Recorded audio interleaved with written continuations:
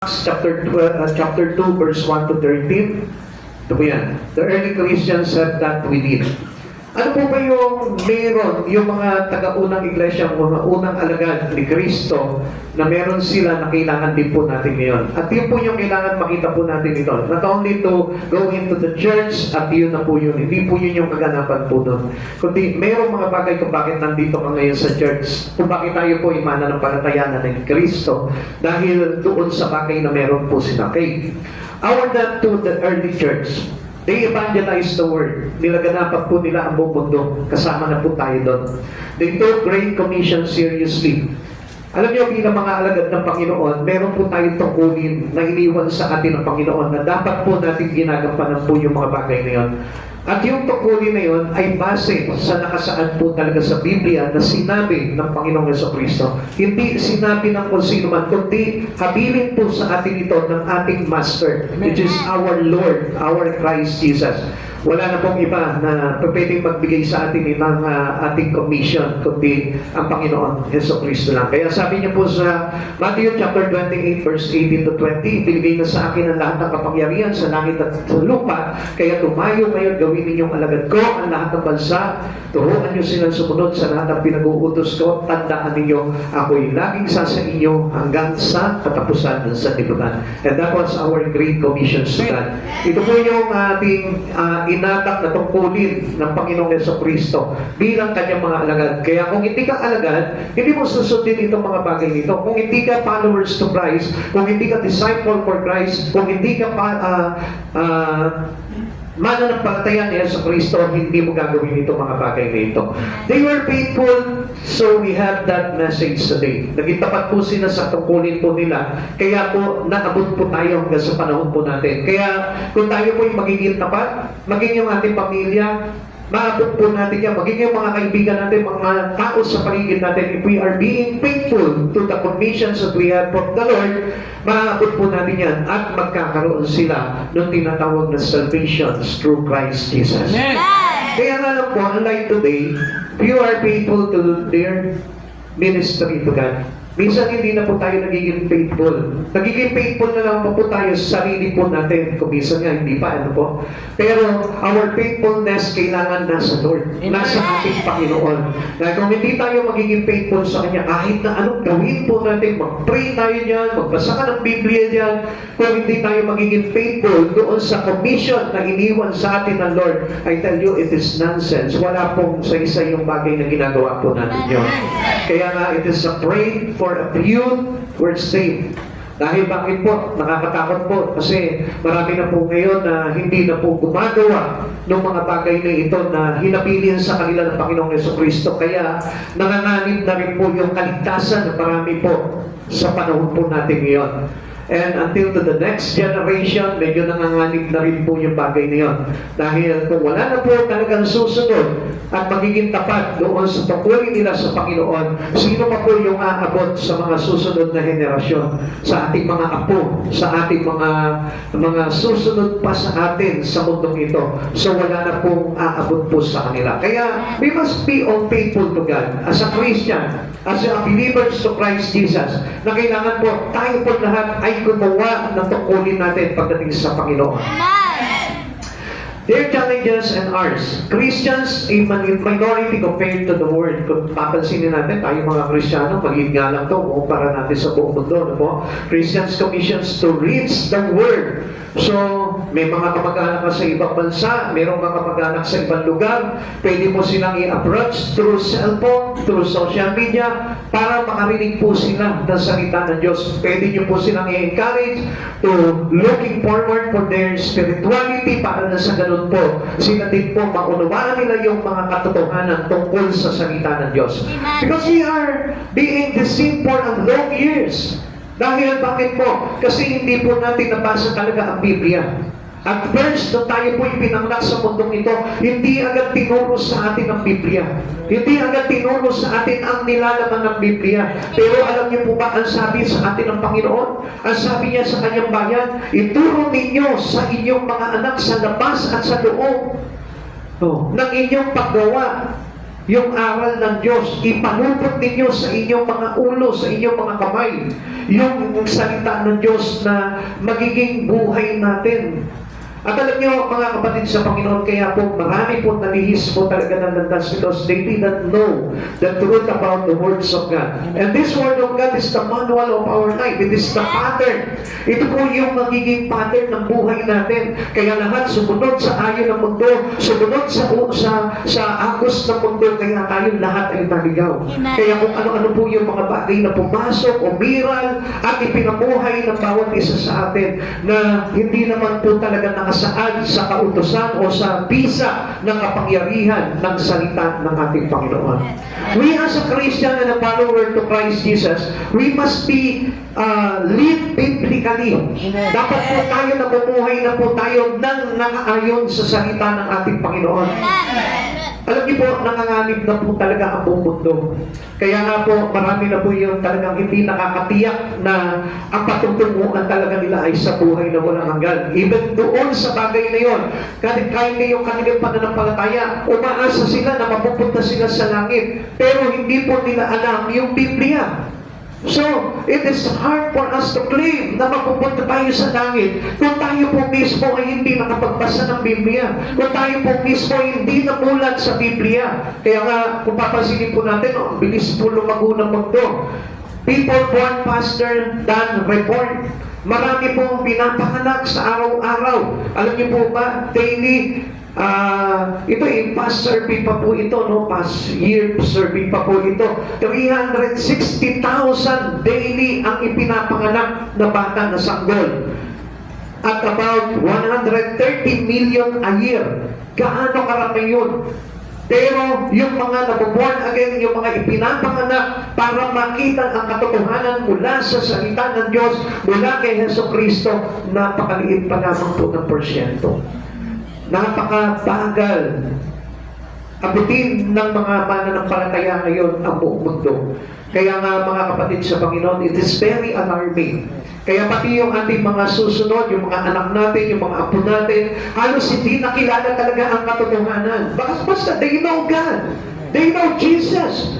Because He was being nailed from the cross. Alam po nila yun, pero hindi po nila alam kung ano yung kalooban ng Diyos. Tandaan natin, not everyone who calls to Him, Lord, Lord, should enter the kingdom of heaven. Hindi lahat na tumatawag, Panginoon, Panginoon, ay papasok sa kaharian ng langit. Kundi, sino lamang? Yaong sumusunod sa kalooban ng Diyos. And how come a person know the will of God if they don't read the Bible? Kung hindi po nila binabasa ang banal na aklat ng kasulatan, ang salita ng Diyos, paano nila malalaman ang kalooban ng Diyos? Kaya nga, paano maniligtas ang isang tao kung hindi po nila talaga susundin ang kalooban ng ating Panginoon? That's why Jesus came here. Kung bakit ang Panginoong Jesucristo bumaba dito, para bigyan po tayo, i-demonstrate sa atin kung paano po ba tayo lalakad sa mundo na ito. It's the same thing kung paano lumakad si Jesus sa mundong ito. Yun din yung kailangan na ipalakad po natin. Because this is how we go or we direct our life into the kingdom of God. Now, what did those early Christians had that we need today? Ano po ba yung bagay na yun na meron sila na kailangan meron din tayo ngayon, kailangan natin ngayon? Pag-aralan po natin, number one, they were on fire for Christ. Mainit na mainit po sila, maalap na maalap, masipag na masipag sila. They are eagerly receive the Spirit of God. Receive the Holy Spirit. At alam niyo po ba, mga kapatid sa Panginoon, kapag talaga tayo tumanggap talaga tayo kay Jesucristo, kasabay po nito yung pagtanggap natin ng banal na Espiritu ng Diyos. Amen. Not everyone receive the Holy Spirit. Why? Because marami po talaga na hindi naman talaga totoong mananampalataya ni Jesucristo. If you are true believers to Christ Jesus or true accepted Christ Jesus in you, I tell you, kasabay nito yung pagbaba ng Holy Spirit. And there is a lot of changes that happen into your life. Amen. Isa na yan, magiging mainit ka sa mga bagay sa Panginoon. Magiging maalab ka, on fire ka palagi, ignited ka palagi because of this Holy Spirit that guiding your life. Kaya napapansin natin yung pagbabago rin, may papanganak tayo muli sa Panginoon. Ito po yung tinatawag na rebirth, yung reborn na tinatawag po sa atin. A Christian without rebirth, I tell you, hindi po talaga totoo tumanggap kay Jesus Cristo yan. Amen. Magpapanibagong buhay tayo. Those who are in Christ Jesus is a new creation. The past is gone and the new has come. Amen. Bago na po yung buhay natin. Kaya nga yung dating kasungitan natin, hindi na po napapanaag sa atin yun. Yung dating karamutan natin, hindi na nakikita sa atin yun. Yung dating mga foul words natin na binibitawan, hindi na po lumalabas sa bibig natin yun. Kundi, what comes out into our mouth is the Word of God. The words of encouragement, the word of comfort that coming from God. It gives peace to others. It gives comfort to others. It gives prosperity to others. Yun na po yung lumalabas sa atin. Hindi na po sumpa yung lumalabas sa bibig natin. Kaya mga kapatid sa Panginoon, a lot of changing. Maraming pagbabago na magaganap sa atin while we receive Jesus Christ as well as Holy Spirit. Kaya mga kapatid sa Panginoon, ang daming pagbabago na pwede maganap sa atin. Kaya makikita ko yung anak mo ngayon, nagbabago na siya. Kaya lang, hindi natin masasabing pagbabago yun kung hindi rin natin nakikilala ang Panginoon. Dahil sa mga tao, those who are separated with God, ang alam po nila na pagbabago yung maging mabuti ka lang, maging mapait ka lang, maging matulungin ka lang. Pero in God, yung pagbabago na yun, nagiging bago yung lifestyle natin. Nagiging bago yung point of view natin. Nagiging bago yung perspective in life natin. Kaya nga tayo nag-i-ignite sa mga bagay sa Panginoon. It is really because of the Holy Spirit. Amen. Kaya nga, ang Holy Spirit po bumaba sa kanila parang mga cloven tongues. Parang mga maliliit na dila na bumaba po sa kanilang ulunan. Kaya po sila naging mainit sa mga bagay po sa Panginoon. Pansinin po natin yan. They were on fire for Christ Jesus. Sabi po ng Gawa chapter 2 verse 3, may nakita silang parang mga dilang apoy na dumapo sa bawat isa sa kanila. Pag sinabing fire means strength to work with Christ Jesus.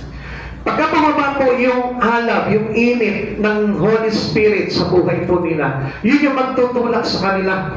Yun yung magpupush sa kanila sa mga bagay sa Panginoon. Because Jesus Christ Himself sent His guidance for us. At sa pamamagitan po yun ng Holy Spirit. At sa pamamagitan ng Holy Spirit, ililid na po tayo niyan into the lifestyle in Christ. Amen. Into godly nature. Amen. Hindi na po yung mga worldly nature. Hindi na po tayo kumbagay para dati kang rakista, ngayon naman po worshiper ka na ng Lord. Yung dating basagulero ka, ngayon naman para peacemaker ka na. Amen. Yung gumagawa ka na ng ipagkakasundo. Kaya sabi po ng Bible, di ba? Matthew chapter 5, sabi gano'n. Mapalad ang gumagawa ng ipagkakasundo ng kanyang kapwa sapagkat sila'y itinuturing at ibinibilang ng mga anak ng Diyos. Amen. So mga kapatid sa Panginoon, yun na po yung pagbabago nun. Amen. Bakit tayo itinuring ng mga anak ng Diyos? Because it is our right. Amen. When we accept and believe into Christ Jesus, meron tayong rights to become a children to God. Kaya mga kapatid sa Panginoon, doon tayo pinag-aalab tayo ng Lord para mabilang tayo bilang mga Kanya. Amen. Kaya mga kapatid sa Panginoon, kung wala tayong kaalab-alab doon sa mga bagay na yun, it is doubted. Bakit? Kasi baka hindi pa natin talaga totoong tinanggap si Yesu Cristo sa buhay po natin. If never changes happens into your life, I tell you, medyo pansinin mo, baka mamaya hindi mo pa tinanggap si Jesus. Kung until now, tamad ka pa rin mag-pray, tamad ka pa rin tumawag sa Panginoon, tamad ka pa rin mag-church, tamad ka pa rin na gumawa ng mga bagay sa Panginoon, I tell you, there is something wrong. Baka mamaya nadaya ka lang ng emosyon mo na tumawag ka sa Panginoon, akala mo, pagtanggap mo na kay Kristo yung bagay na yun. I tell you, the one who accepts Christ Jesus is a new creation. Amen. Bago na siya nilalang. Dumadapot na sa kanya yung Holy Spirit na nagtutulak sa kanya sa mga bagay na banal at hindi na po sa mga bagay na makasanlibutan. Amen. At yung pag naghintay po tayo sa Panginoon, He will give us strength. At yung lakas ng yun, hindi lang para magtrabaho ka into secular works. Hindi lang yun. Minsan parang we are being praised to God dahil Lord, salamat kasi sa isang isang linggo, malakas ako. Amen. Pero pagdating sa church, tulog ako. Pero pagdating sa church, matamlay ako. Pero pagdating sa church, tinatamad ako. No, kapatid sa Panginoon, that is not the strength that coming from God. He will give you the strength for your secular works, pero pagdating sa spiritual works, matamlay ka. Mahina ka. So that is not the Holy Spirit that you receive. Amen. It is the Spirit of the Word. Kaya nga, itinutulak ka nga, nagiging masipag ka sa paggawa sa Panginoon, pero not about the spiritual things in you. Amen. Kaya nga sabi ng Panginoon, maging po kayo ng kayamanan sa langit. Kaya gusto ng Panginoon talaga tayo po mismo, maging mahanap tayo pagdating sa Kanya. Amen. Kung paano tayo pinasipat ng Holy Spirit into your secular works, the same as ang Holy Spirit din ang magbibigay sa inyo ng kasipatan into spiritual works. At nag-i-ignite po tayo doon. Hindi ka papayag na ang sipag-sipag ko sa trabaho ko, sa mundo, pero pagdating sa Lord, tamad ako. Ang sipag ko paggawa sa pagkita, pero pagdating sa paggawa sa Panginoon, wala akong sipag. It is not the Holy Spirit that leading you. It is the Spirit of the Word. Eh, sabi sa atin po ng Biblia, greater is He that is in us Amen. rather than the Spirit of the Word. Amen. So kung mapapansin natin, mas makapangyarihan daw yung Spirit na tinanggap natin kay Jesus na naglagay sa atin ng lakas para makagawa at mag-ignite para tayo po lahat ay mag-init pagdating sa mga bagay sa Espiritu. Amen. Kaya sabi ko nga po sa inyo, pag nasa Lord na po tayo, ignited na po yan. Amen. Pagka umawit na ng papuri sa Panginoon, nag-i-ignite na yan. Amen. Sumasabog na yung kanyang Espiritu at nalalaganapan na ang buong building na ito. Amen. Kaya sabi po sa atin ng Isaiah chapter 40 verse 31, those who wait upon the Lord shall renew their strength. Pagod ka sa trabaho, pagdating po sa gawain ng Panginoon, mayroong kang panibagong sigla. Amen? Napagod ka man, naubos man yung energy mo sa mga pagtatrabaho mo sa buong araw, sa buong isang linggo. Pagdating ng Sunday, ang lakas-lakas mo, nag-praise na Panginoon. Hallelujah, praise God. Diba? Lalo na yung mga nanay, trabaho na sa kanilang secular jobs yan. Pagdating pa doon sa kanilang tahanan, trabaho pa rin yan. Walang tigil ang mga nanay because they are super nanay. Amen? Sila po, mga super nanay yan. Nagtatrabaho na, tapos may trabaho pa, tapos pagdating sa bahay, trabaho pa, pagdating kay mister, trabaho pa, sa anak, trabaho pa. Huwag lang mawala ng trabaho kay Lord. Dahil lahat ng nanay talaga, they have extra strength. Amen? Amen. Kahit hindi umiinom ng cobra yan, malakas yan. Amen?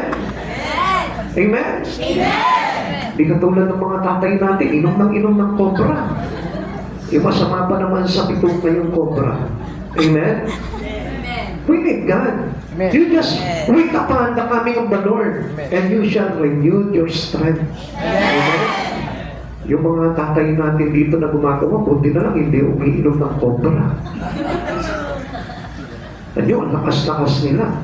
Dahil bakit? Pagka napapagod na sila, tatawag na sa Lord, Lord, renew my strength. Makikita mo, ang lalakas na bumukal niya. Kaya nga, yung dati, parang bugtag yung lupa natin doon. Ngayon, parang ng balon. Kakahukay nila. Isipin nyo yung mga hinukay nila doon. Ganyan lang kanipis yung hollow blocks. Pero yung hukay nila, ganyan kalapa. Nakita niyo na yung lakas na ibinigay sa kanila ng Lord. Sobra-sobra. Kaya nga, sobra-sobra din yung simentong gagamitin natin doon. Hello? Hindi. Ang Lord na po talaga nagbibigay sa atin ng lakas. Amen. Christians today must be possessed by the Holy Spirit. Kailangan po yan. A Christian without the Holy Spirit is nothing. He is not a Christian. Kailangan nagmamanifest sa iyo yung Holy Spirit sa buhay mo. Even inside your home. Kahit na nasa bahay ka, sa pangangalaga sa iyong pamilya, kailangan ng Holy Spirit yung nagagayad sa iyo. Anak, bago lumabas, mag-pray po muna tayo. Halika kayo, mga anak. I will pray for your safety. I will pray for your protection. Ipag-pray mo palagi yung mga anak mo. Anak, huwag kang pupunta sa eskwelahan na wala yung covering ng Lord. Ganun po tayo pagdating sa mga anak natin. Hindi yung, sige, anak, pasok ka lang, bahala mo, mag-aaral ka ng mabuti. Pero hindi mo pinoprotektahan yung kanyang espiritu dahil alam naman natin that Satan will attack anyone who is not under the cover of our God. Amen. Tandaan po natin yan. Kaya mahalaga po yung covering po sa atin ng Holy Spirit. Amen. Dahil it is the one, the important role of the Holy Spirit into Christian is to energize us, to protect us, to enable us to work with Him. Kaya nga mga kapatid sa Panginoon, kung may Holy Spirit tayo, we are always being saved.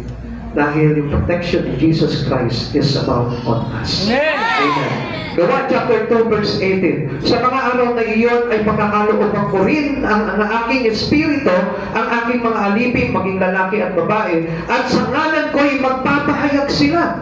So, ibig sabihin po pala, one sign ng isang Kristiyano na tumanggap kay Jesus at sa kanyang banal na espiritu, isang sign po, isang tanda na makikita mo na they are being energized by the Holy Spirit is to share the gospel. Yung nagpapahayag ng salita ng Diyos. Alam niyo po ba na kapag tayo po ay nangangaral ng salita ng Diyos, the Spirit of God bumababa po sa atin yan. Kaya ang sabi niya po ganon, on the last day, I will pour out my Spirit to the sons and daughters of Christ. Pagkakalooban ko sila. And they prophesy and they profess the words. So mga kapatid sa Panginoon, tignan niyo po yan. Tayo, after receiving Christ Jesus, we will receive His Word. And after receiving the words of God, we proclaim it. Amen. Ipinapangalan natin yun. Ipinamamalita natin yung mabuting balita sa lahat ng tao. Amen. Kaya nga, kung bakit yung Holy Spirit bumaba sa kanila ng ano, di ba? Anong korte? Anong parang anyo? Yung bumaba sa kanila Holy Spirit? Dila. Ha? Dila. Dila. Sabi dito, cloven tongues as of fire. Parang apoy ng korting dila. Now, kung halimbawa, ginagamit mo yung iyong dila sa pagchichismis ng kapitbahay, that is not about the Holy Spirit. Hindi Holy Spirit yung bumaba sa iyo. Halimbawa, inside the church, nakikipagchismisan ka ng buhay na may buhay, hindi Holy Spirit ang na-receive mo. It is not the cloven tongues as of fire that coming down into you. Amen. Kundi, yun po ay galing sa kaaway. Amen. Pero, if it is real, the Holy Spirit, like a cloven tongues, na bumaba sa buhay mo, magpapahayag ka ng salita ng Diyos. Amen. Because it is the evidence of the Holy Spirit working through them. Sa kanila, na baka pinabaan ng apoy na konting dila. Kaya, mga kapatid sa Panginoon, after nito, na-receive mo ang Holy Spirit, paglabas mo ng bahay, pag-uwi mo ng bahay, isi-share mo lahat ng mga mabubuting balita na na-receive mo from the Lord. Amen. The effect, soul won, church planted. Kaya kung mapapansin po natin, ang sisipat ng mga worker natin dito, nag-street preaching, nag-evangelize, nag-Bible study, at ngayon pa, nag-church build tayo.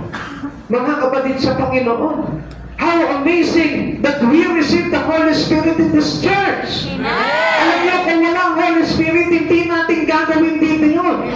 At alam niyo po ba, marami po mga churches around the world, they did not do their commissions to God anymore. Hindi na nila ginagawa yun. Bakit? Because of the absence of the Holy Spirit, they are stagnant. Naging stagnant na po yung kalagayan ng mga church nila. Ayaw nang gumawa sa Panginoon. Ayaw nang mag-win soul. Ayaw nang mag-Bible study. Ayaw nang mag-pray. It is because of the absence of the presence of the God, of the Lord. Sana yun yung mag-i-ignite po sa church eh.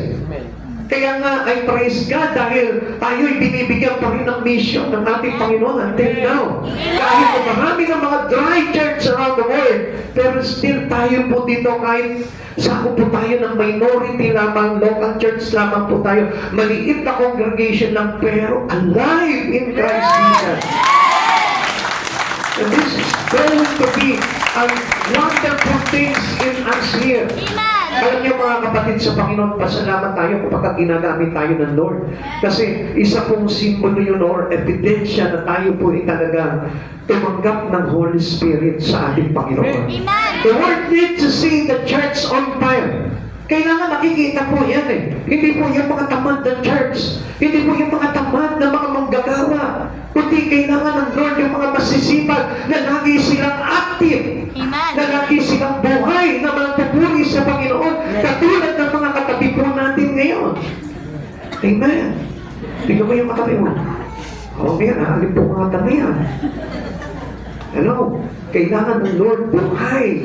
Amen. We are very lively. Amen. Amen. Amen. Amen. Sabi nga po dito, not enough to be fundamental, but be on fire. Hindi lang sa pasimula lang tayo, kundi kailangan nag-aalab ka hanggang sa katapusan. Sabi nga po ng Lord, manatiling tapat ang wakas ay maliligtas. Huwag yung gagawa lang tayo. Gagawa ng isang linggo, and then later on, hindi mo na makikita. Amen. Buti na lang yung mga tatay natin dito, nakahanda na, baka bukas na naman yan. Susugod na naman sa pagkakayo ng church yan. Amen. Taas yung mga kamay ng tatay na bukas nandun. Ayan, wala na, dalawa na lang, tatlo. Hallelujah, praise the Lord. Dalangin ko na kasihan po kayo ng presensya ng Panginoon para bukas nandun kayo. Amen. Tandaan nyo, kapag ka ang Lord ang nag-convict sa'yo, hindi ka makakatanggi. Amen. Alam nyo, katulad din po ngayon, kung bakit nandito kami, hindi ka nakatanggi. Sister, ang kulit-kulit, ipagbigyan ko na. Alam nyo, hindi si sister ang makulit doon, yung Holy Spirit nandun. Dahil kasi gusto niya na mapaputi ka. Di ba, ikaw, angal ka pa ng ang dami ko kasi gagawin. Tapak na yung labahin ko eh. Ano? Amen? Tandaan po natin, Inga, pag ang Lord dumating sa puso mo, ang hirap tanggihan ng Panginoon. Amen? Sino po dito yung hindi makatanggi sa Panginoon? Taas ang kamay. Hallelujah, praise the Lord. Ang daming hindi makatanggi sa Lord. Eh, paano kaya pagdating ng araw, kakatok ka sa pintuan ng langit, tanggihan ka ng Lord? Hallelujah, praise the Lord. Taas ulit yung mga kamay ng mga tatay, mga lalaki na hindi tatanggi sa Lord. Naku, hindi na makataas yung ibang mga lalaki. Kukunti na nga lang mga lalaki dito. Eh, paano kaya kung pagdating ng araw, itanggihan tayo ng Lord? Halimbawa, pataasin natin. Sabihin natin, kay Brother Daryl, Lord, taas ang kamay mo. Eh, hindi tumaas ang kamay ng Lord. Kaya kang bata ka. Amen. Halimbawa, medyo may nilagnat ka na, no? Lord, pagalingin mo ko. Eh, paano kung tinanggihan ka ng Lord? Amen. Kaya nga mahirap eh. Kasi yung convictions come from the Holy Spirit. It convicts us to do our job in God. Amen. Yun yung nagpatulak sa atin para gawin yung mga bagay na yun. Amen. Mga kapatid sa Panginoon, sa totoo lang, madali nating tanggihan yung asawa natin, yung anak natin, pero ang Diyos, ang hirap. Amen. Pag tinanggihan mo ang Lord, isang taon na nakalipas, nandun pa rin, inuusig ka pa rin. Parang sinasabi, anak, minsan lang ako mag-request na yun. Amen? Samantalang buong buhay ko, napako ako sa krus para lamang iligtas kita. Amen? Hello? Wala na silang conviction ngayon. It is the sign that there is no Holy Spirit in a Christian. Amen? Kasi malakas ang conviction ng mga Kristiyano talaga nang nag-receive. Amen? Tanungin mo yung katabi mo, nakukunvig ka ba? Nakukunvig ka ba? Di ba? Nagtulog-tulugan na lang eh. Para hindi alata. Pero I know, deeply in your heart, nakukunvig ako. Ano eh? Tagal ko na nga hindi nakakagawa sa iyo eh. Ang tagal ko na nga hindi nakikipagkwentuhan sa iyo, Lord eh. Ang tagal ko na nga na hindi sumusunod sa iyo. Amen? At alam niyo po ba, kapag naririnig mo yung conviction ng Lord, ibig sabihin nun, mahal ka ng Diyos. Alam niyo kung bakit? Kasi ayaw ng Lord na maligaw ka. Ayaw ng Lord na mawala ka. Amen. They don't want us to be lost. Amen. Alam niyo, ang dami mga religious people, but still lost. Ang daming mga palasimba pero still lost. Bakit? Because of the absence of the conviction. Yung conviction nagdadirect ng buhay natin towards our salvation. Amen. Kaya nga, kung patay yung conviction natin at hindi ka nang tinatamaan ng conviction sa Panginoon, baka mamaya naglalakad ka dyan, sinabi sa inyo ng Lord, huwag ka dyan dumaan, kikit lang dyan. Lord, wala namang ulan. Amen? Nakita niyo yung kay Noah? Pintawanan nila si Noah, gumagawa po ng mga arko. Sabi nila, nababaliw na itong taon to, disyerto, ang init ng panahon, gumagawa ng barko. Hanggang sa, hindi nila antala na dumating ang bagyo, 40 days and 40 nights, hindi po sila naligtas. Malay niyo yung conviction na yun, na nagsasabi sa iyo, mabuhay ka doon. Ay yung pala yung magiging kalagayan ng Espiritu natin, pinalalalim lang natin yung ating ugnayan sa Panginoon. Amen. Yung pala naglalambing lang sa iyo, Lord, may trabaho kasi ako eh. Alam mo, mga kapatid sa Panginoon, pag sinakripisyo mo yung trabaho mong yun, for the glory of God, tandaan mo, ang Diyos ang magpapala ng buhay mo, siksik-liglig at umakapaw na pagpapala. Amen. Ano ang bagay na binitaw mo sinakripisyo mo for the glory of God? I tell you, hindi papayag ang Lord na hindi kanya pagpapalain. Multiple. Amen.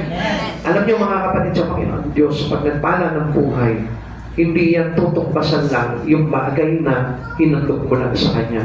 Kundi ang Diyos is a multiplier God. Nag-multiply siya ng mga bagay na ihandog mo sa Kanya. Not enough to be doctrinal sound, maybe sound asleep. Kung minsan, alam natin yung katotohanan talaga eh, doctrinally. Alam natin. Pero, tinutulugan naman natin. Minsan alam natin, mahalaga po ang words of God, pero pinabaliwala natin. Hindi natin talaga pinapapasok sa puso natin. Not enough to be preaching, must be blending. Ibig sabihin po nito, ang gusto talaga ng Lord, yun talaga namamanig tayo, kumakapak tayo sa puso talaga ng mga tao para abutin sila at dalhin natin sa Panginoon. Kaya nga, nakita nyo mga pastor, mga lingkod ng Diyos, ang kukulit. Talagang gigibagin yung bahay mo para nang lumabas ka.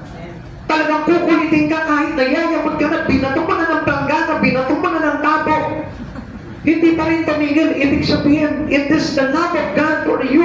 Kasi naabot ka, He wanted you to reach. And He was blessing to you para lamang maligtas ka. Amen. Nakita nyo, kung minsan natin ba yung mga worker natin dito, lumulugod na doon sa tao para lang mapadalo ng gawain. Alam nyo, paano tayo pagka meron tayong mga ganoon, mga klase ng mga naglilingkod sa Panginoon. Yung lumuluhod sa iyo, nagpapakumbaba sa iyo, nagmamakaawa sa iyo, natanggapin mo na si Yesu Cristo sa buhay mo, you are blessed! Bakit? Kasi gusto kang iligtas ng Lord. Kasi ayaw ka mapahamak ng Diyos. Kaysa naman yung iniwanan ka, binaniwala ka, at hindi pinagtagumpay yung iyong kaligtasan. Come on, kapatid sa Panginoon, mas mahirap po yung gano'n. Not enough to be Bible believing, must be birthing. Kailangan nag-aalap po talaga yung mga binasa mo sa Biblia, ipinamamahagi mo talaga sa maraming tao yung bagay na yun. Amen. 1 John chapter 2, verse 5 to 6, ngunit ang tumutupad ng salita ng Diyos ay umiibig sa Kanya ng wagas. Ganito natin malalaman ang tao nasa Kanya at nagsasabing nananatili siya sa Diyos ay dapat mabuhay tulad ng pagpapamuhay ni Jesucristo. Ganun daw po yan. Kung iniibig natin ang Panginoon, tinutupad natin yung Kanyang salita. Ikalawa, they found true fellowship in Christ.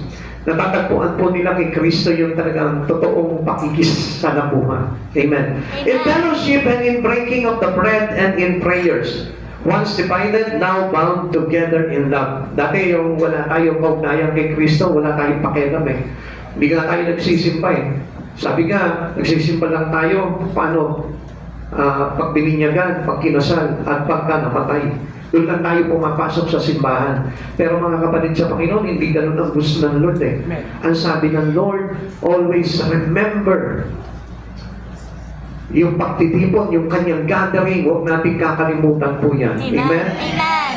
Sabi po dito ng Gawa chapter 2 verse 41 to 46, kaya't ang mga naniniwala sa ipinangaral niya ay nagpabautismo at nadagdagan ang mga alagad na may 3,000 katao ng araw na iyon. Inilaan nila ang kanilang mga sarili upang matuto sa turo ng mga apostol, magsama-sama bilang mga magkakapatid, magsalo-salo sa pagkain ng tinapay at manalangin. Dahil sa maraming himalan at kabalbalaghang ginagawa sa pamamagitan ng mga apostol sa Jerusalem, naghari sa lahat ang takot. Nagsama-sama ang lahat na sumasampalataya at ang kanilang mga ari-arian ay itinuring na para sa lahat. Ipinagbili nila ang kanilang mga ari-arian at ang mga napagbilhan ay ipinamahagi sa bawat isa ayon sa kanyang pangangailangan. Araw-araw sila'y nagkakatipon sa templo at nagpipirasyon ng tinapay sa kanilang mga tahanan at na masaya at may malinis na kalooban. Ganun po yung fellowship na hinahanap ng Lord. Sama-sama yung mga banal na mananampalataya ng Panginoon. Pinagsasalo-saluhan nila yung mga bagay-bagay na meron sila for the glory of God. Amen. Ganun po yung totoong fellowship. Hindi po yung nag-church lang tayo, fellowship in God na yun. Hindi po ganun. Kailangan yung kaisa tayo sa hirap, kaisa tayo sa ginawa, kaisa tayo sa kapusugan, kaisa tayo sa kagutuman, kaisa tayo ng ating Panginoong Jesucristo sa mga bagay na yun. It is the fellowship of the truth. Amen. Yun yung ating pakikisama sa ating Panginoon sa katotohanan. The basis of their fellowship, the apostolic doctrines, because the doctrines of God is the truth. Yun yung nag-iisang katotohanan lamang po talaga, which is written on the Bible. At hindi po natin ito makikita sa ibang doktrina. Ang talagang katotohanan po talaga nakasaad po ito, sinaad po ito, at hiningahan ng ating Panginoon. Kaya yun yung dapat natin paniwalaan sa buhay. They base their fellowship on truth, sa katotohanan po. Hindi sa pagsasama-sama lamang sa kung anong bagay, kundi sa pagsasama-sama natin sa katotohanan kay Kristo. They celebrate the gospel in daily life, sa buong buhay nila sa araw-araw. Yung gospel of Christ Jesus, yung mga itinuro ni Kristo para kung paano tayo mamumuhay. Philippians chapter 1 verse 27, kaya nga mga kapatid, pagsikapan ninyong mamuhay ayon sa mabuting balita tungkol kay Kristo. Sa gayon, makabalik man ako sa inyong piling o hindi. Nakatitiyak akong kayo'y nananatili sa isang layunin at sama-samang ipinagtatanggol ang mabuting balita. Just yield your life into the gospel of God. Amen. Yung pagiging yielded po natin sa gospel of God, yung po yung tuturo sa atin patungo sa buhay na walang hanggan. Amen. Kaya yung kapit po natin doon, huwag natin bibiniwan. Mahalaga po talaga ang salita ng Diyos. Now, there is question here. Do we have that kind of fellowship? Meron na po ba tayong gano'n klaseng pakikiisa sa ating Panginoon? What are we doing to do to achieve it? Ano ba yung dapat natin gawin? So, marami ng bagay na sinabi sa atin, no? Para gawin po natin yung fellowship na yon. And I know, naunawaan nyo na po yung bagay na yon. Nasa sa atin na lamang po yun, kung i-apply po natin yung bagay na yon, para nun sa ganon, maging ganang po ng todo yung ating fellowship with God, yung ugnayan natin sa Panginoon. And last, number 3, they were fully surrendered to Christ. Ito pong mga bagay na ito na meron ang mga unang alagad, na kailangan din po natin, kailangan din tayo magsuko ng buong buhay natin sa Panginoon. Amen. Yung hindi napipilitan lamang. Yung nagsisimba tayo, hindi pilit. Yung nagkakaloob tayo, hindi pilit. Amen. Yung nagpe-pray tayo, hindi pilit. Yung gumagawa tayo sa Panginoon, hindi napipilitan. Amen. Because ang larawan po talaga ng true surrendered or fully surrendered to God, ang buhay natin ay pag-aari ng Diyos. Amen. Kaya nga tayo nakikipag-isa kay Kristo because we are no longer I, but we are in Christ Jesus. Amen. Christ is living already on us. Amen. Kaya yun po yung katotohanan doon na tayo po lahat ay nagsuko na talaga ng buhay sa buhay. Yung kaya mong iwanan kahit na yung pinakamahalaga sa buhay mo, kapalit ng mas lalong mahalaga. Mga kapatid sa Panginoon, si Pablo, sabi po ni Apostol Pablo, inaring kong kalubihan ang lahat ng bagay, makamtan ko lamang ang mas higit na mainam ang kanyang pagkakilala sa ating Panginoong Jesucristo. Amen. Kaya mga kapatid sa Panginoon, kahit na nagtatrabaho ka, kahit na busy ka sa mundong ito, kahit na busy ka gumagawa, huwag mong kakalimutan yung mga bagay sa Panginoon. Amen. Dahil yun yung talagang inatas sa atin ng Panginoon, na kung saan yun yung ating pagsuko ng buong buhay natin sa Panginoon. Minsan hinihingi tayo ng tawad sa Lord, Lord, please forgive me into my sin. Patawarin mo ako sa pagkakasala ko. Pero how come we repented to God kung hindi naman tayo fully surrendered to Him?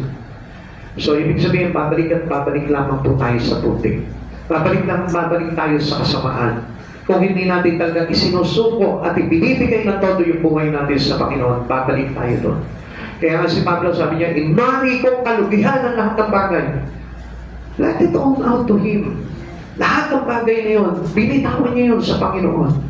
Dahil nakita niya talaga ang kahalagahan ni Jesus sa buhay niya. Kapatid sa Panginoon, darating ang araw na talaga makikita natin na talaga si Jesus pala talagang kailangan natin. Pero huwag naman sanang mahuli yung araw na yun. Kundi mas mainam na ngayon pa lamang makita na natin kung gaano kahalaga si Jesus sa buhay mo kaysa sa anumang bagay sa buhay natin ito.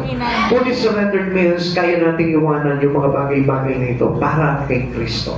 Luan chapter 4 verse 18 to 20. Kaya't muli nilang ipinatawag sina Pedro at pinagsabihan, huwag nang magsalita o magturo pang muli sa pangalan ni Jesus. Subalit sumagot sina Pedro at Juan, kayo na ang humatol kung alin ang tama sa paningin ng Diyos, ang sumunod sa inyo o ang sumunod sa Diyos. Kahit nakaamba sa kanilang kamatayan at pagkabilanggo, hindi nila pinili at tinanggihan ng Panginoon sa kanilang buhay.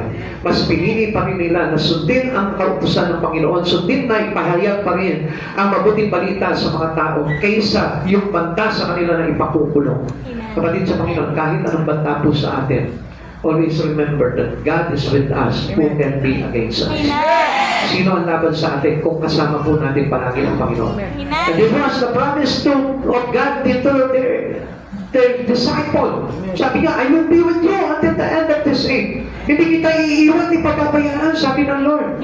Kaya nga kapag tayo po, pinapapakipaglaban natin si Jesucristo sa buhay natin, I tell you, if you fully surrender to God, hindi ka iiwanan ng Diyos. Kahit naman labanan, hanggang sa huling hininga mo, ang Diyos ipagtatanggol ka. Pero kung mahalaga sa iyo yung ipapagay kesa kay Jesucristo, I tell you, yung pangako ng Diyos, yun yung nawawala sa atin. Because every promise of God is for our namesake. Para sa atin yun.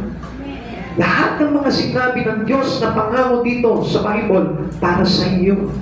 At bigyan mo ng halaga yung bagay na yun, kaysa sa pagbibigay mo ng halaga lamang sa mga bagay na ginagawa mo dito sa mundong ito. Walang pangako ang mundo na ito para sa ating kaligtasan. Subalit isa lamang ang nangako sa atin. Only Christ Jesus. In behalf of Him, kailangan natin makita yung bagay na yun. That we need to fully surrender to Him para sa kanila we achieve that all promises of God. Verse 20, hindi maaari din namin ipahayag ang aming nakita o narinig. Being a witness to Christ Jesus, being with the Holy Spirit, hindi mapipigilan ng isang tao na ipahayag ang mabuting balita tungkol kay Kristo.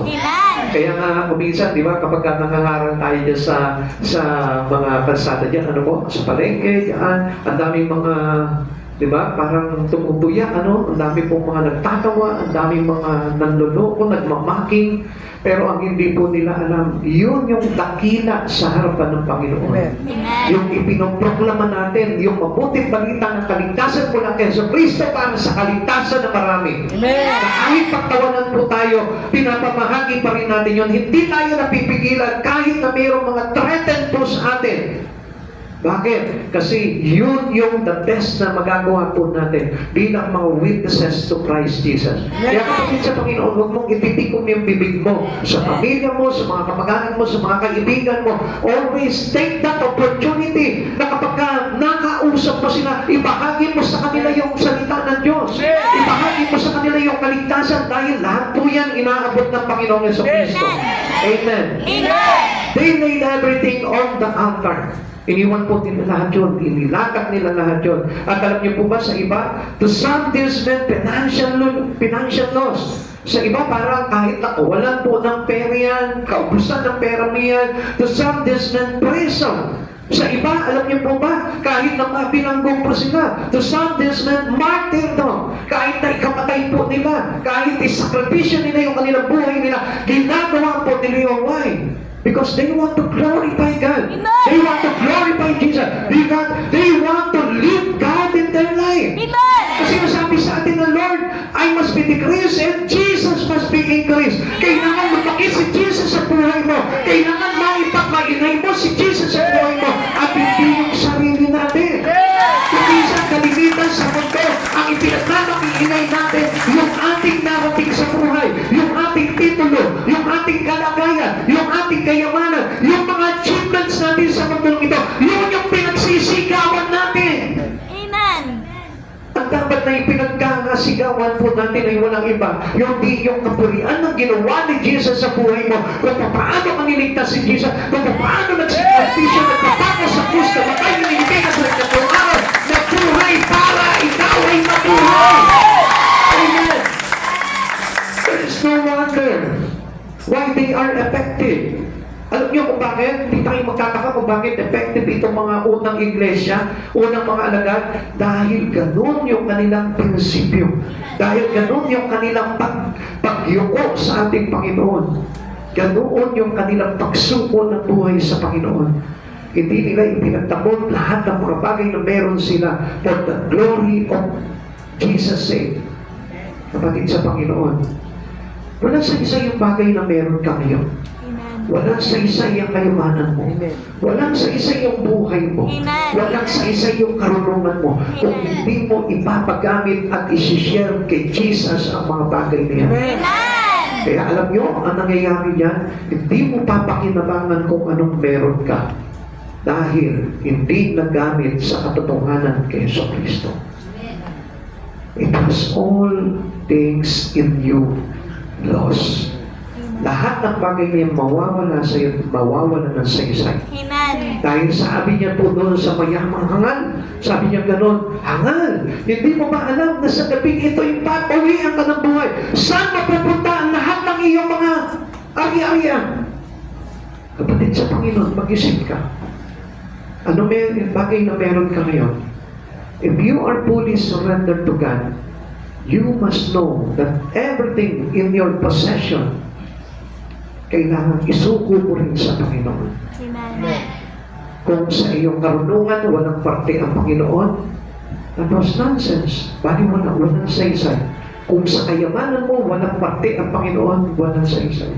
Especially sa buhay mo na yan. Kung walang parte si Jesus sa buhay mo, wala kang kwenta sa harapan ng Panginoon. Amen. Tandaan nyo, kaya po tayo nagpapagalan, nagsusuko ng buhay sa Panginoon. Dahil ang Diyos ang nagbigay ng saysay sa buhay natin. Amen. We are once lost, but now found. Amen. Dating walang saysay yung buhay natin, ngayon mayroon ng saysay. Amen. Yan ang halaga ng Panginoong Jesucristo dahil sa ating pagkilala at pananampalataya sa Kanya. Amen. Kaya mga kapatid sa Panginoon, gusto ko po na sa ating pagyuko sa Panginoon at sa ating pagsuko sa Panginoon, kailangan na magamit ang buhay natin for the glory of Him. Amen. Philippians chapter 3 verse 7 to 11. Ngunit dahil kay Kristo ang mga bagay na pinapahalagaan kong noon ay itinuturing kong walang kabuluhan ngayon. Oo, tinuturing kong walang kabuluhan ang lahat ng mga bagay bilang kapalit ng lalong mahalaga ang pagkakilala kay Kristo Jesus na aking Panginoon. Ang lahat ng bagay ay pinalagay kong walang kabuluhan at itinuturing kong basura. Makamtan ko lamang si Kristo at lubos na makipagkaisa sa Kanya. Ang aking pagiging matuwid ay hindi sa pamamagitan ng pagsunod sa kautusan, kundi sa pananalig kay Kristo. Ang pagiging matuwid ko ngayon buhat sa Diyos sa pamamagitan ng pananampalataya. Ang tanging hangarin ko ngayon ay lubos na makilala si Kristo, maranasan ang kapangyarihan ng Kanyang muling pagkabuhay. Ikaw, ano na yung lubos na gusto mo ngayon sa buhay mo? Pagkamal ka ng kayamanan ng mundong ito, then still, you are not yet surrendered your life to Jesus. Ano yung pipiliin mo ngayon? Yung maging masipag ka para isang araw, kumita ka ng malaki, yumaman ka, mapuno ang kamalig mo. Then, you are not yet surrendered to Him. Dahil kung talagang tayo po lahat ay nagsuko na ng buhay sa Panginoon, tayo po lahat ay nagpapahalaga na sa Diyos. Verse 10 ulit. Tanging hangarin ko ngayon ay lubusan makilala si Kristo, maranasan ang kapangyarihan ng kanyang muling pagkabuhay, makibahagi sa kanyang mga paghihirap at maging katulad niya sa kanyang kamatayan. Umaasa ako may mga muling mabubuhayin mula sa kamatayan na pagdating na araw. If you surrender your life to Jesus, naging bahagi ka ng paghihirap ni Kristo, ikaw ang sumasampalataya niya. Kahit mamatay ka, muli ka bubuhayin. Amen. Make everything in your life to Christ Jesus. Lahat. Huwag mong ipakakain sa Panginoon anumang bagay na meron ka, especially your life. Amen. Yung buhay mong yan, mahalaga kay Jesus yan. Wala siyang pakialam kung ano yung bagay na meron ka, kundi ang gusto niya, yung nandyan sa kalooban mo. And what is that? To bring it back, our spirit to Jesus. And to justify our soul for the glory of Him. Kapatid, gusto ng Diyos sumaligtas ka. Wala siyang pakialam doon sa ating katawang nabubulong. Ang mahalaga sa Panginoon yung kaluluwa po. Amen. Too many Christians trying to save their lives. Marami mo mga Kristiyano ngayon, pilit nilang iniligtas yung sarili nila sa sarili nilang pamamaraan. It is out of the gospel of God. Kaya, as a result, they lost them. They found out that they are not belong into the kingdom of God.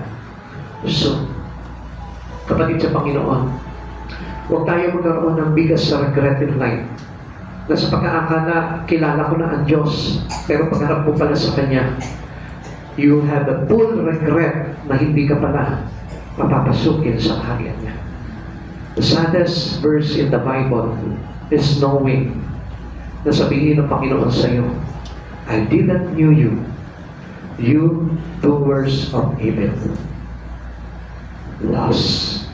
Wala. Hindi tayo tatanggapin doon sa kanyang kalihan. Amen. Kaya sa oras nito, mga kapatid sa Panginoon, tayo po lahat kailangan talaga isuko na natin sa pagbuhay po natin sa Panginoon. Matthew chapter 16 verse 25, ang nag-aangad na magligtas ng kanyang buhay ay siyang mawawalan nito. Ngunit ang mag-alay ng kanyang buhay, alam-alam sa akin, ay siyang magkakamit noon. Gusto mo magkamit ng buhay na walang hanggan? Alay mo yung buhay mo sa Panginoon. Surrender ito to God. Huwag ka pagkinayan. Kahit mayaman ka, hindi mawawala yung kaimanan mo. Isang bagay lang gusto makita na Lord sa puso mo, yung ialay mo yung buhay mo sa Kanya. Surrender dito God. Iingatan ka niya, ililigtas ka niya, at ipagsasanggalan ka niya kapag ininiwala mo yung buhay mo sa Panginoon. Tayo mo lang mag-stay. Bigyan mo ng pag-asa, itinuwid ang Let us worship the Lord with our full surrendering spirit to God. Hindi natin madadaan sa salita naman ang pagsuko natin sa Panginoon, kundi sa pagpapakita ng ating mga gawa at pamumuhay na matuwid na ayon sa ating Panginoong Jesucristo. At sa oras dito, kapatid sa Panginoon, there is purpose of God into your life while you are here today. Bakit nandito ka kayo? Dahil may purpose ang Panginoon sa buhay mo. Huwag mong hayaan na masayang yung layunin ng Diyos sa buhay mo. Come on. Let us surrender your life to Jesus. Isuko mo sa Kanya. Kapag yun sa mga bagay na mawawala sa iyo, kayang-kayang Panginoon ng Diyos na magpapagay na mawala alang-alang sa ating Panginoon sa Kristo. Ang Diyos ang nagpapala, ang Diyos din ang may karapatan na kumuha ng mga bagay na ito. Kinukuha niya lamang po sa buhay ng tao yung mga bagay na nakahahadang sa Kanya para maligtas ka. Subalit, ipinagkakatiwanan niya sa iyo yung bagay na maglalagay sa iyo sa iyong kaligtasan. Kaya sabayin po natin Kapag sa iyong salita, ang nais ko'y pulihin ka, ang nais ko'y isang salita. Panginoon, kaya kami nandito kaya namin kung magpurihin ka, Panginoon,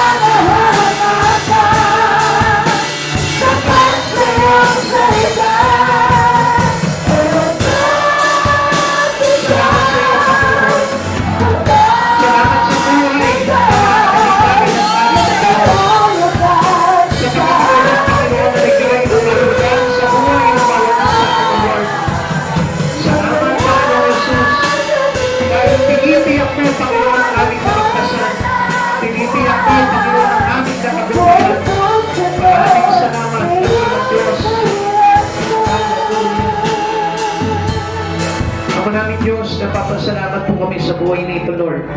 Alam namin, Panginoon, tagos sa puso namin ang mga kapahayagan mo. Dahil alam namin, Lord, sa mga uling araw, nais mo na paligtas ang bawat isa, O God. Panginoon, alam ko ang kalooban mo, Lord, dahil napakabuti ng kalooban mo para sa amin. Angat mo, Panginoon, ang kami maligtas, O God, at ayaw mo ng isa man sa amin ay mapahabang. Binibigyan mo po kami, Panginoon, ng tsansa, Panginoon, upang kami, Panginoon, ay balik loob sa iyo, Lord, at maisuko namin ano man yung mga bagay na kasamaan sa amin, ano man yung mga bagay na hindi nakalulugod sa amin, O Lord. Kaya, Panginoon, hindi mo pa tinutupad ang pangako mo na iyong pagbabalik, O Lord, dahil gusto mo na lahat sa amin, Panginoon, sa mundong ito ay maligtas. Maraming salamat po, dakilang Diyos, Lord. Kaya ako, Panginoon, na idulog ko sa iyo, Panginoon, sa pangalan ng aming Panginoong Jesucristo, O God, na seryohan mo sa bawat puso nila, Panginoon, ang mga bagay na ito na ipinahayag mo, Lord. Magsilbi po itong inspirasyon para mabuhay sila, Panginoon, sa inyong piling, O Lord, at mabuo ang kanilang ugnayan sa iyo, Panginoon. At ito po yung magsilbi, Panginoon, na daan tungo sa buhay na walang hanggan.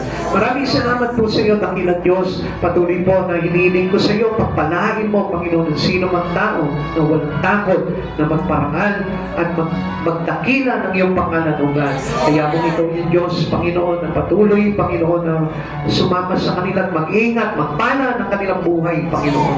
Ingatan mo po sila, Panginoon, sa lahat ng pagkakataon, sa lahat ng oras, sa lahat ng panahon. Ikaw yung Diyos, Panginoon, na magiging kasama nila, Panginoon, at mag-iingat sa kanila. Maraming salamat po sa buhay ng lahat, Panginoon. Pagpalain mo po sila, siksik-liglig at umahapaw na pagpapala, Lord. Magamit ang buhay po nila para sa kaluwalhatian mo. Magamit ang buhay nila para sa kaligtasan ng marami, Panginoon. Hindi lang sa kanilang pamilya, sa kanilang mga kaibigan, sa kanilang mga kapitbahay, at sa lahat ng tao, Panginoon, na kanilang makakasalapuhan. Paging pagpapala po sila ng buhay na walang hanggan para sa iba, O God. Salamat po, dakilang Diyos, at sa aming pag-uwi, Lord. Ingatan mo po ang bawat isa, Panginoon. Hayaan mo, hawakan mo po kami ng iyong banal na presensya, O God. At samahan kami, Panginoon, ng libo-libo mo. Magdirigmang anghel sa langit na mag-iingat at maghahatid sa amin ng maluwalhati, O God. Ligtas at malayo sa anumang kapahamakan. Maraming salamat po. Balutin mo po kami ng iyong banal na dugo, Panginoon. And we pray unto you, Lord. Lagi mo kami papaalalahanan, lalo na sa nalalapit mong pagbabalik, O God. Lord, iingatan mo, Panginoon, ang bawat puso ng bawat isa, O God, na hindi matisod sa anumang bagay, Panginoon. Lord, ng pandarayan ng kaaway, O God.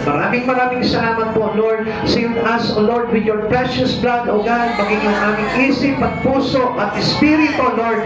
Seryuhan mo ng iyong banal na dugo, Panginoon, upang hindi kami maagaw ng kaaway, O God. Salamat po, dakilang Diyos. Muli po, pinagpapala ko, Panginoon, ang aming mga mission. Pinagpapala ko, Panginoon, ang aming church building, O God.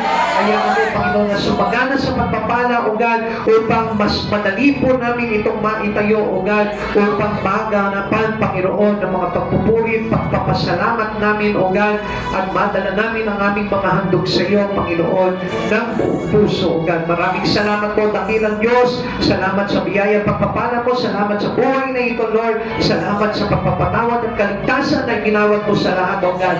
Thank you, Lord Jesus. Muli, Panginoon, ibinabalik po namin sa iyo ang lahat ng pinakamataas na papurin pagsamba sa tanging pangalan mo po lamang in Jesus' name. Amen and amen. God bless you all po. Pagpalain po tayo ng Panginoon. Uli po, inuulit ko po sa inyo doon po sa mga may mga kabubuting puso.